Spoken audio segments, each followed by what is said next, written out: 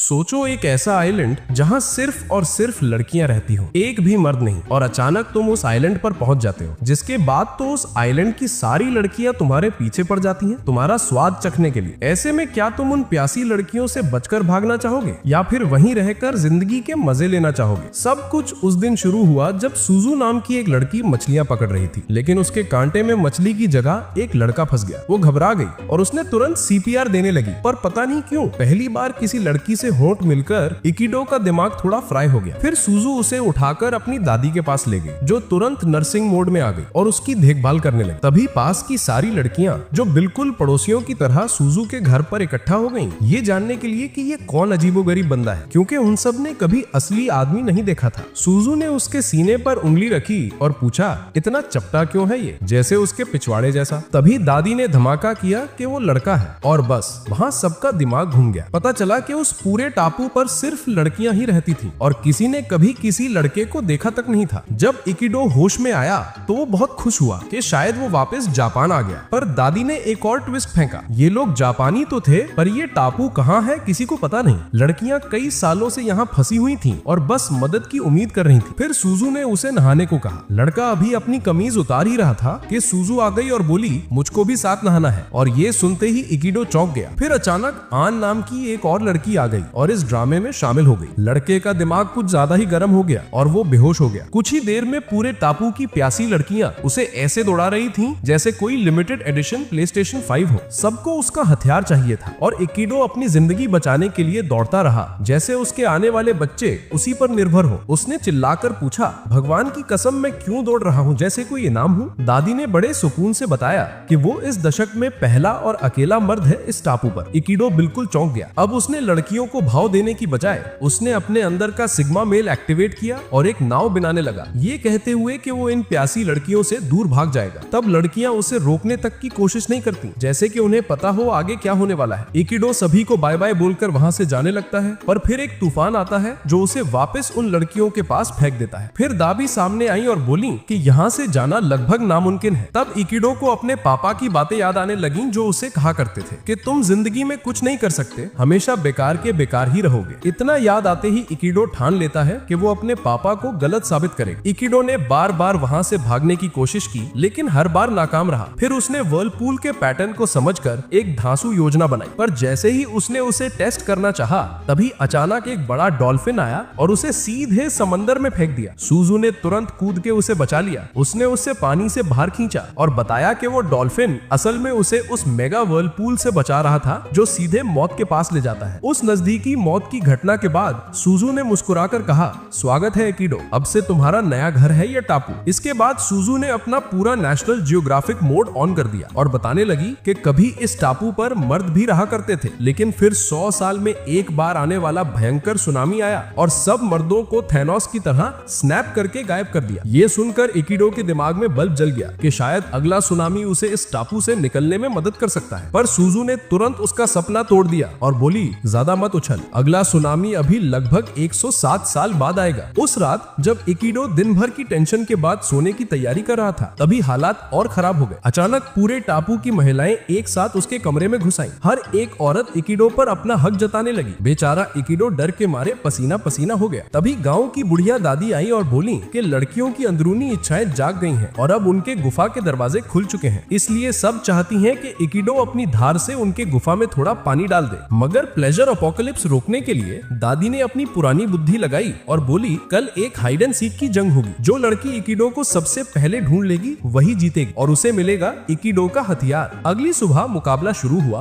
और इकिडो ऐसे भागा जैसे अगर लड़कियों ने उसे पकड़ लिया तो सब उसे खा जाएगी। वो अपनी पूरी जान लगाकर लड़कियों से बच के भागता रहा। इस बीच सुजू भी उसके पीछे भाग रही थी ताकि कोई उसे पकड़ ना ले। दौड़ते दौड़ते उसने दूर से आन को देखा। आन को तो पता ही नहीं था कि क्या हो रहा है। उसने सोचा कि फिर से लड़ाई का समय आ गया है और वो सुजू को फिर से पीटने को तैयार हो गई, लेकिन सुजू ने उछालकर उसे ऐसे पार किया जैसे उसका चेहरा ट्रैम्पोलिन हो। धीरे धीरे लड़कियां इकिडो के और करीब आने लगी, लेकिन सुजू एक एक करके सबको उठाकर किनारे फेंकने लगी। फिर एक आखिरी कोशिश में इकिडो चट्टान से कूद गया। नीचे पहुंचकर उसे एहसास हुआ कि अब कोई भी लड़की उसके पीछे नहीं रही। खुशकिस्मती से उसने दूसरी चट्टान के किनारे को पकड़ लिया, पर जैसे ही वो ऊपर चढ़ने लगा, पर तभी उसे एक और लड़की मिल गई और वो जीत का दावा कर रही थी। ये सीन देखते ही इकिडो ने सीधा नदी में छलांग लगा दी। नदी उसे बहाते हुए एक खूबसूरत पर खतरनाक झरने के किनारे ले गई। सुजू ने फिर से स्टंट वाली छलांग लगाई और उसके पीछे कूद पड़ी, पर उसके पहुंचने से पहले एक अजीब सी लड़की अपने बड़े से मुर्गे जैसी चिड़िया पर उड़ते हुए आई और इकिडो को उठाकर ले गई। पर इकिडो को ऊंचाई से डर लगता था, तो उसने इतनी जोर की चीख मारी कि लड़की ने उसे बीच आसमान में ऐसे गिरा दिया जैसे एक्सपायर्ड दूध। अब वो जा गिरा पूर्वी जंगल में, वही जगह जहाँ दादी पहले ही चेतावनी दे चुकी थी कि कभी मत जाना। वहाँ के मांसाहारी पौधे इंतजार में थे और तुरंत उसे खाद की तरह पचाने लगे। पर उससे पहले कि वो सच में उनका खाना बन जाता, सुजू फिर पहुंच गई और उसे बचा लिया। उसने हाथ आगे बढ़ाकर इकिडो को पकड़ने को कहा, पर इकिडो को याद आया अगर उसने सुजू का हाथ पकड़ लिया तो सुजू हाइड एंड सीक जीत जाएगी, तो वो तुरंत वहां से भाग लिया। इकिडो का हथियार पाने की ये महान दौड़ फिर जारी हो गई और भागते भागते बेचारा इकिडो एक पेड़ पर जा चढ़ा। लड़कियां उसके पीछे ऐसे चढ़ने लगी जैसे ज़ॉम्बीज। तभी आने ने कोई गैस निकाल दी और सबको बेहोश कर दिया। इकिडो ने फिर मौका देखकर उसे नदी में धक्का दे दिया। शाम ढलने वाली थी, उसे लगा अब आखिरकार मामला खत्म हुआ। तभी दादी आई और बड़े आराम से बोली कि विजेता सुजू है। इकिडो परेशान, कब, कैसे? दादी ने बताया कि जब सुजू ने उसे पौधों से बचाया था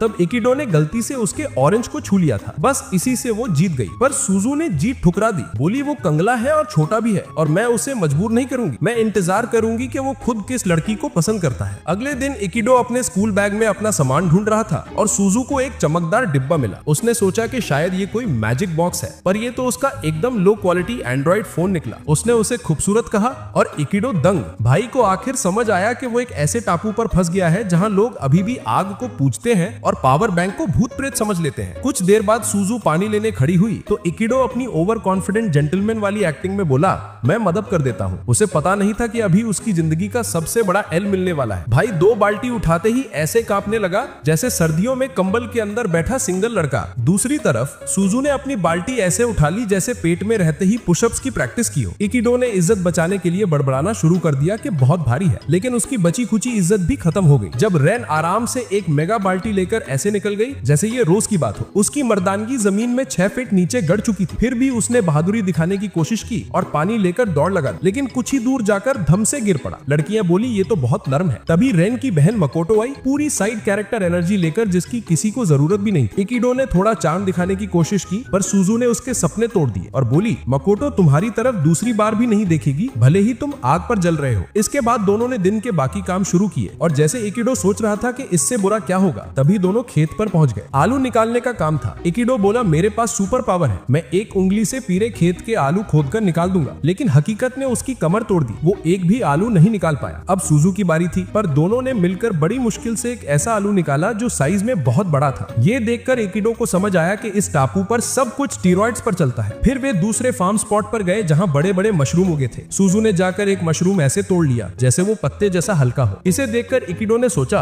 अब मेरी बारी है फ्लेक्स करने की। तो भाई सबसे बड़े मशरूम पर कूद गया और उसे खींचने लगा, पर ये उसकी सबसे बड़ी गलती थी। मशरूम अचानक जिंदा हो गया और उसे रात के खाने की तरह चबाने लगा, पर इकिडो को थोड़ा चूसने के बाद वो खुद ही सूख गया। सुजू बोली, कुछ मशरूम असल में मॉन्स्टर होते हैं, किसी को काटते ही मर जाते हैं। इकिडो जो अभी खाया जाने वाला था डरा हुआ बोला, तो कैसे बचूं इससे? और सुजू ने जो जवाब दिया वो उतना ही बेकार था जितनी उसकी समझ। लड़कियों ने कहा, बस अपनी इंस्टिंक्ट पर भरोसा रखो, लेकिन इकिडो के इंस्टिंक्ट तो साफ दिखाई दे रहे थे, पूरी तरह जोकरों द्वारा बनाए हुए। फिर भी लड़कियों को इम्प्रेस करने के चक्कर में इकिडो मशरूम टेस्ट करने लगा जैसे कोई केमिस्ट्री लैब चल रही हो। और हुआ क्या, हर मशरूम जिसे उसने छुआ उसी पल उसके चेहरे को काटने की कोशिश करता। वो पूरा मशरूम ग्रिम रीपर बन गया था। एक लड़की बोली, अच्छे मशरूम ढूंढना तुम्हारे लिए नामुमकिन है, पर नकली मशरूम पहचानने में तुम प्रो हो। इम्पॉसिबल शब्द सुनते ही उसका बचपन वाला ट्रॉमा एक्टिवेट हो गया। इमोशनल डैमेज और अहंकार दोनों से भरा वो पागलों की तरह मशरूम उखाड़ने लगा जब तक सभी नकली मशरूम खत्म नहीं हो गए। लड़कियों ने उसकी तारीफ की और बोली, तू थोड़ा बहुत काम का है। ये सुनकर तो इकिडो और निराश हो गया। उसे लगने लगा कि वो तो एकदम बेकार है। इसी दौरान रेन उसके पास आई। उसे उदास देखकर उसने सोचा कि ये मेरा मौका है इसे अपना पति बनाने का। तो वो उसका हाथ पकड़कर अपनी एक्सक्लूसिव प्लॉट का फ्री ट्रायल दे बैठी। इससे इकिडो का दिमाग एक पल को फट गया, लेकिन तभी युकिनो आई और पूरा सीन बर्बाद कर दिया। शाम को सुजू ने उसे देखा और बोली कि उससे उसके साथ रहना अच्छा लगता है क्योंकि वो हमेशा अकेली महसूस करती थी। ये सुनकर इकिडो का टूटा हुआ ईगो थोड़ी देर के लिए जुड़ गया और पूरे दिन में पहली बार उसने मुस्कुराया, जैसे अब कहानी आखिरकार उसके फेवर में जा रही हो। कुछ दिनों बाद आने ने बिना सोचे समझे मच्छी के सारे राइस केक ऐसे गटक लिए जैसे ही उसकी आखिरी खुराक हो। होश आने पर वो डर के मारे ऐसे भागी जैसे कोई अपराधी पुलिस से बच रहा हो। उधर सुजू और इकिडो मूली पहुंचाने के काम पर थे। शीर सी ड्रैगन श्राइन की तरफ। जब सुजू कहीं गई हुई थी तभी अचानक मच्ची ऊपर से अचानक प्रकट हो गई और बोली कि वो अपनी बहन आने का शिकार करने निकली है। सुजू ठीक उसी टाइम लौट आई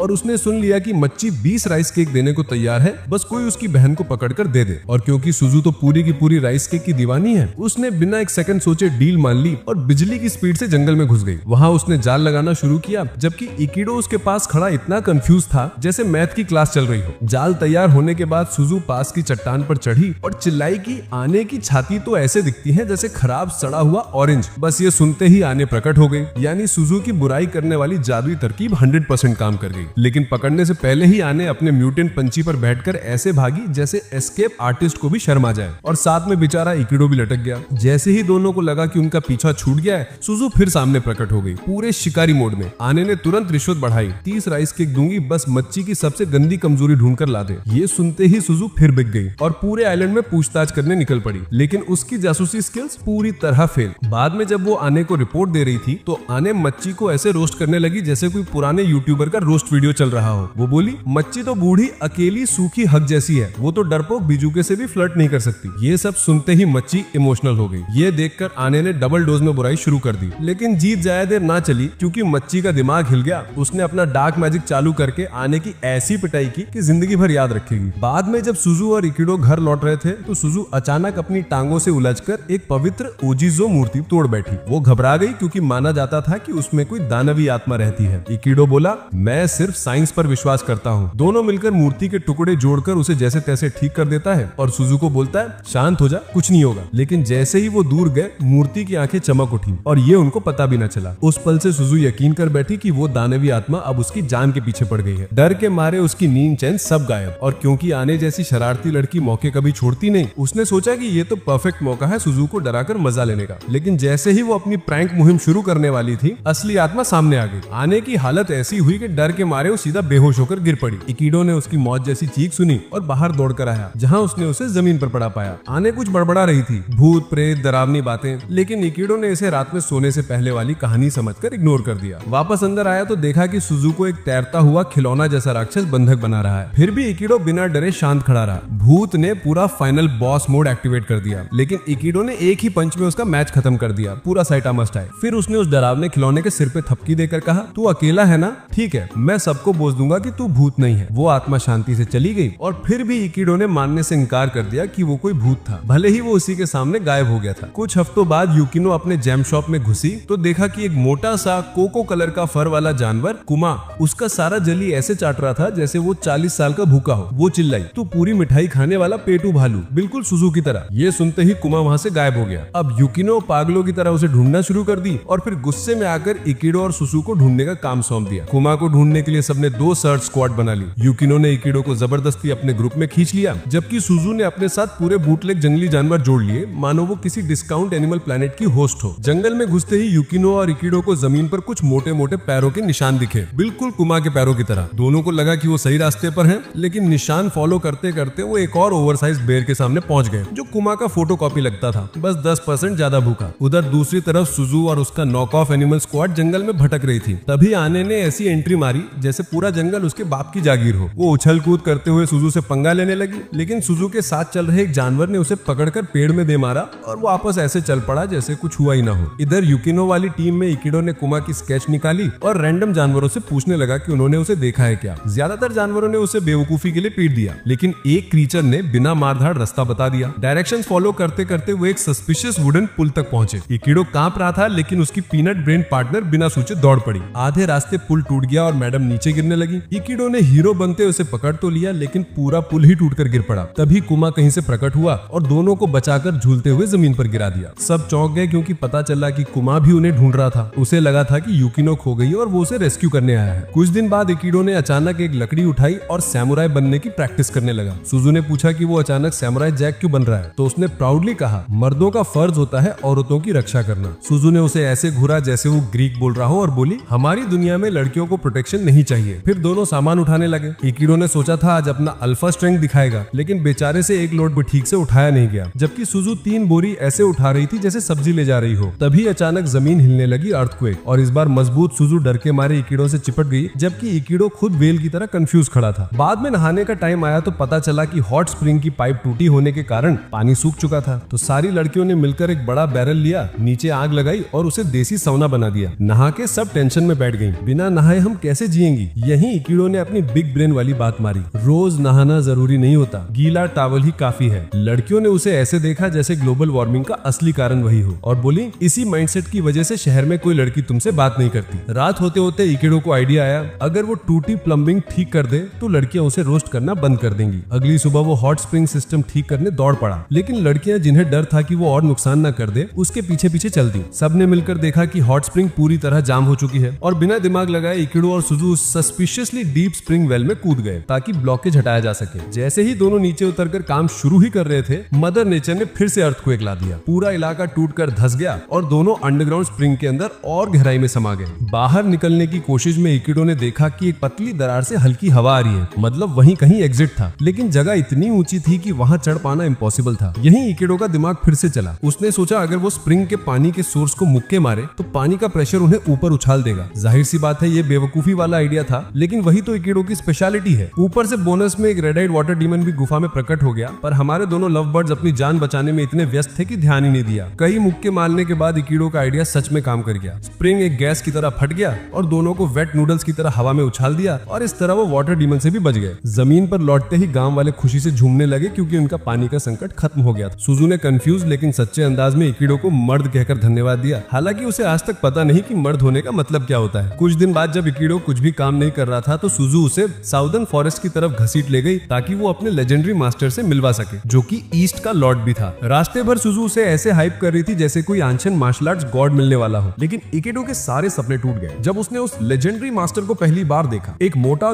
2 पूंछ वाला बिल्ली प्रकार का फर बॉल जिसकी पर्सनालिटी विंडोज 98 जैसी थी। मास्टर ने दोनों को एनुअल सर्वाइवल गेम में इनवाइट कर लिया, एक ऐसा टूर्नामेंट जहां डॉग ट्राइब और कैट ट्राइब रॉयल टाइटल के लिए आपस में दंगल करते हैं। इकिडो कुछ बोलने ही वाला था पर सुजू ऑलरेडी एक्साइटेड थी, इसलिए उसने अपनी शिकायत पेट में दबा ली। अगले दिन बैटल शुरू हुई और दोनों ट्राइब्स मैदान में गरजते हुए कूद पड़े। सुजू और इकिडो भी आगे बढ़े, पर पहले ही सेकंड में वो केले के छिलके पर फिसलकर मुंह के बल गिर पड़े और वहां हर जगह सिर्फ केले के छिलके पड़े हुए थे। इतने में एक ओवर एक्साइटेड पपी उन दोनों पर हमला करने कूद पड़ा, लेकिन इकिडो ने उसके मुंह पर वही केले का छिलका दे मारा जिससे वो पपी जमीन पर जा गिरा। थोड़ी देर बाद वो डॉग लीडर के पास पहुंचे जो आराम से चिल कर रहा था। उसने वही बेकार डायलॉग मारा, कार्ड्स के लिए जीतना इम्पॉसिबल है। बस इतना कहना था कि इकिडो का ईगो ओवरड्राइव में चला गया और वो एनिमे रेज में दौड़ पड़ा। लेकिन लड़ाई शुरू होती उससे पहले ही आने और मच्छी प्रकट हो गई और वो दोनों डॉग ट्राइब की तरफदारी करने लगी। लड़ाई डेथ मैच कम और फ्रेंडली स्पार ज्यादा लग रही थी और आखिर में डॉग ट्राइब जीत गया। डॉग ट्राइब इमेजिनरी चैंपियन खोलने ही वाला था कि तभी सुजू का टाइनी कैट मास्टर जूम करके आया और उसने डॉग लीडर को ही गिरा दिया और जीत अल्टीमेटली कैट ट्राइब की हो गई। अगली सुबह इकिडो ने आंख खोली तो देखा कि मच्छी उसकी छाती पर बैठी उसे घूर रही है। उसने कहा कि आज सब लोग एक पिंक मैजिकल ट्री साकुरा देखने जा रहे हैं और इकिडो का ओपिनियन उस मामले में मैटर नहीं करता। पूरी टीम एक लो बजट स्कूल ट्रिप की तरह निकल पड़ी। नॉर्डर्न फॉरेस्ट पहुंचने से पहले सबने ग्रुप्स में बंटने का फैसला किया ताकि वहां के लॉर्ड की मूड स्विंग्स को ट्रिगर ना कर दें। किसी तरह उस जंगल की सारी टेंशन झेलकर जब वो सब इकट्ठा हुए तो देखा कि जिस डरावने लॉर्ड से मिलने से सब घबरा रहे थे वो तो सामने खड़ा मुस्कुरा रहा था और असल में वो डरावना था ही नहीं, उल्टा काफी चिल निकला। उसने बताया कि उसे कुछ दिन पहले ही किसी ने पीट कर उसके पद से उतार दिया और अब वो बस एक बेरोजगार आदमी है जो लोगों को डायरेक्शंस देता है। लॉर्ड ने उन्हें उस रास्ते की तरफ इशारा किया जो सीधे चेरी ब्लॉसम्स तक जाता था और इकिडो मनी मन सोच रहा था कि एक पेड़ देखने के लिए उन्हें इतनी सारी मुश्किलें और परेशानियां क्यों झेलनी पड़ी। पर उसके और बड़बड़ाने से पहले ही सुजू ने उसका हाथ पकड़ा और उसे उस चमकती रोशनी की तरफ खींच ले गई। जब वे आखिरकार पहुंचे, इकिडो की नजर जैसे ही उस साकुरा ट्री पर पड़ी जो पूरे शबाब में खिला हुआ था, उसका दिमाग शॉर्ट सर्किट हो गया। उसे लगा जैसे नेचर ने फोटोशॉप लगा रखा हो। उसने मनी मन अपने सारे ताने वापस ले लिए और वहीं खड़ा रह गया, पिंक स्पार्कली मैजिक देखकर दंग। कुछ दिन बाद चिकागे ने कुछ बेकार लेकिन सस्पिशियसली डिटेल्ड किताबें पढ़ ली जिनमें लड़कों के अजीब बिहेवियर के बारे में पूरा थीसिस लिखा हुआ था। ये पढ़ के उसने सोचा अब एक छोटा सा साइकोलॉजिकल एक्सपेरिमेंट हो जाए, तो उसने पूरे गैंग को अपने मैंशन पर बुला लिया। वो खुद ऊपर छुपकर किसी कार्टून विलेनस की तरह शैडोज में आंखें गड़ाए बैठी थी। सबके सेटल होते ही चिकागे अचानक प्रकट हुई और जो कपड़े उसने पहने थे उसे देखकर इकिडो की आंखें फटी की फटी रह गई। इकिडो अपने कंट्रोल से बाहर जाता उससे पहले ही वो तुरंत एक नॉर्मल आउटफिट में लौट आई ताकि इकिडो को हार्ट अटैक ना आ जाए और उसका हथियार भी शांत रहे। इकिडो ने पूछा,